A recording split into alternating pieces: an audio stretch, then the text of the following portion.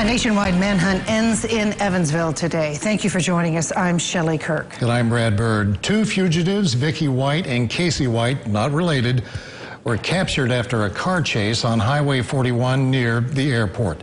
The Alabama jail inmate and the corrections officer who allegedly helped him take flight crashed their car. Then police say a gun fired by Vicky White injured them both. Vicky White has died from her injuries. Casey White is expected to recover. Eyewitness News' Bailey Smith is at Deaconess Midtown Hospital with more on what led up to the capture. Bailey.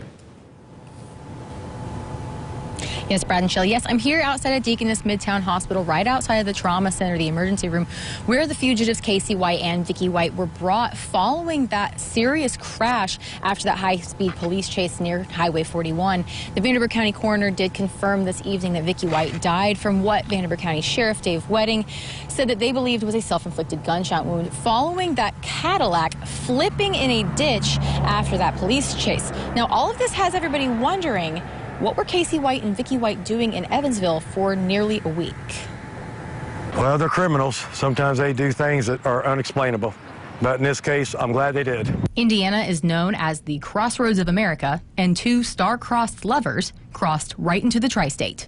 On May 3rd, James Stinson noticed a Ford truck abandoned at the Weinbach car wash where he worked, and he got suspicious. I walk up to the truck. The windows are down, the doors are unlocked. My first thought, oh my God, this could be this guy from Alabama. Stinson contacted law enforcement and received a phone call from the U.S. Marshals on May 8th. And he said, did you have a car towed from your car? I said, yes, I did. I said, it's about that guy in Alabama. And he said, yeah, it is. I said, yeah, they were there. Almost a week had passed, but surveillance photos from the car wash helped spark several more tips. I seen the tattoo on his arm. He should put on a long sleeve or put on another sleeve of tattoos. He stuck out like a sore thumb. But it shows you can hide in plain sight. Stinson thought there had to be more, so he kept watching the surveillance and caught a glimpse of who he believed to be Vicky White. So I look at my camera, I see her circle back around in a Cadillac and pick him up. And then they leave together.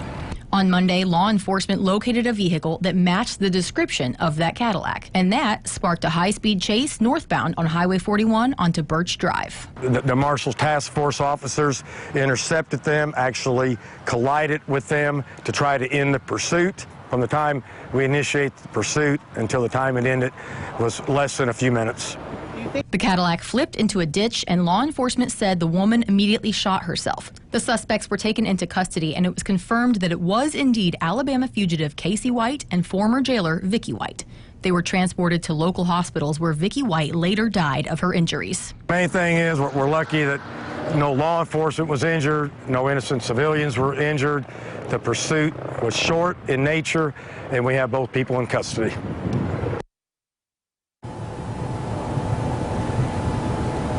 Well, again, Vicky White, who aided in that escape, has died from her injuries.